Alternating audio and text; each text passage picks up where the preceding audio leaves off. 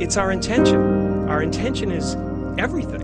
Nothing happens on this planet without it. Not one single thing has ever been accomplished without intention. Because life doesn't happen to you, it happens for you. I used to think Jim Carrey is all that I was. Just a flickering light, a dancing shadow. I used to believe that who I was ended at the edge of my skin, that I had been given this little vehicle called a body. Then I learned that everything outside the vehicle was part of me too.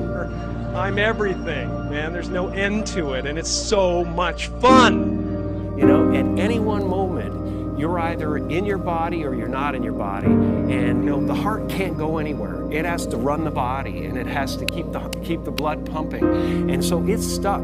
But the mind can go anywhere it wants to go, and sometimes that's fantastic, except when it takes you over. Now, fear is going to be a player in your life, but you get to decide how much. You could spend your whole life imagining ghosts, worrying about the pathway to the future, but all there will ever be is what's happening here, and the decisions we make in this moment, which are based in either love or fear. So many of us choose our path out of fear disguised as practicality. What we really want seems impossibly out of reach and ridiculous to expect, so we never dare to ask the universe for it. I'm saying, I'm the proof that you can ask the universe for it. I learned many great lessons from my father, not the least of which was that you can fail at what you don't want. So you might as well take a chance on doing what you love. My soul is not contained within the limits of my body. My body is contained within the limitlessness of my soul. I just want you to relax. Relax and dream up a good life. As far as I can tell, it's just about letting the universe know what you want and working toward it while letting go of how it comes to pass. Your job is not to figure out how it's going to happen for you, but to open the door in your head. And when the door opens in real life, just walk through it. You know, Jim Carrey is a great character, and I was lucky to get the part.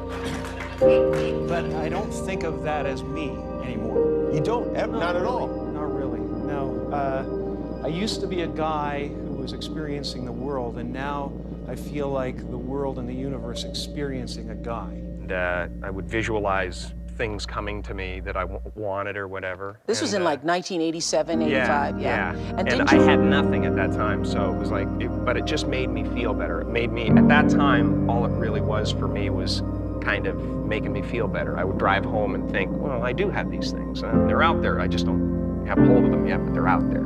So I started thinking about my life, and I started thinking about this conference and what we're about, and I looked back and I thought, well, I was two people my whole life. I was in the living room entertaining people, being a monkey, doing my thing for the company, and trying to relieve my mother, who was suffering.